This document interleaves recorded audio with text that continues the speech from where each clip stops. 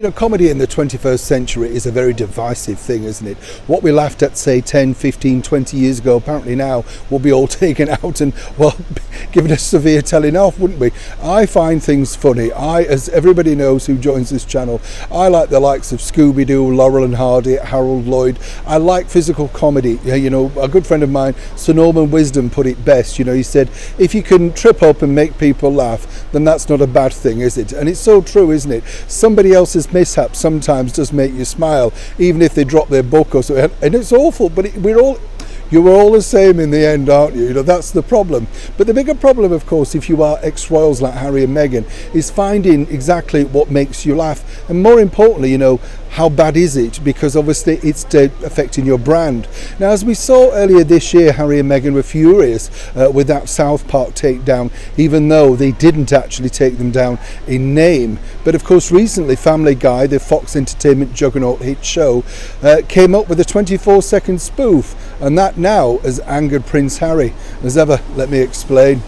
Hi, good morning, how are you? Nice to see you. We'll have a wave today. A bit of a rainy London, I know, a bit of a rainy London town. I know, it's dreadful, isn't it, this weather? You just don't know what to do you? Bring a coat, an umbrella, don't bring a coat, hide in shelters. Who can afford to go in a coffee shop now while it passes over? It's cheaper to buy 10 brollies, isn't it? Do you know what I mean?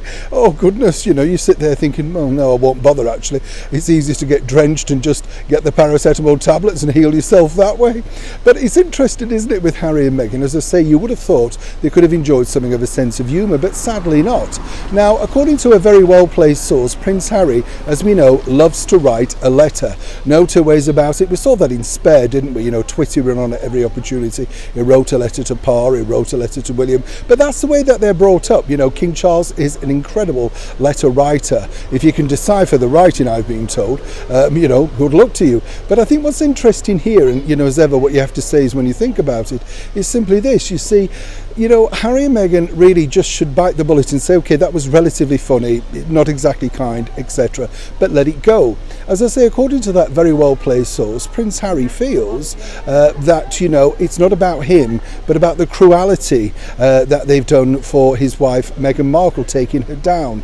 Now, you know, I would sort of say, look, you brought it on yourself, obviously, but really just suck it up, move on. You're making more of it. Now, of course, the team around Prince Harry and Meghan Markle will say there's no truth in this, it's baseless. I have it on very good authority, and I'm not chiding him for that. If that's what he wants to do, you know, right to protect his wife, why not? Of course, another royal that created a storm, King Edward you know, Edward and Mrs. Simpson, he also did things like that with Wallis Simpson if people wrote negative articles about it in the media.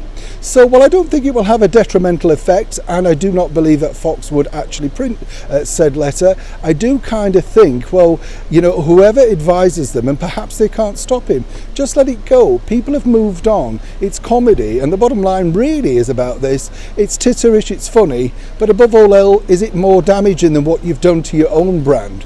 I think not. If anything, this opens you up to a brand new, younger public, and for that, they should be grateful. As for Family Guy, as I told you before, there's going to be more. As and when, not quite sure. Neil Sean in the very heart of London.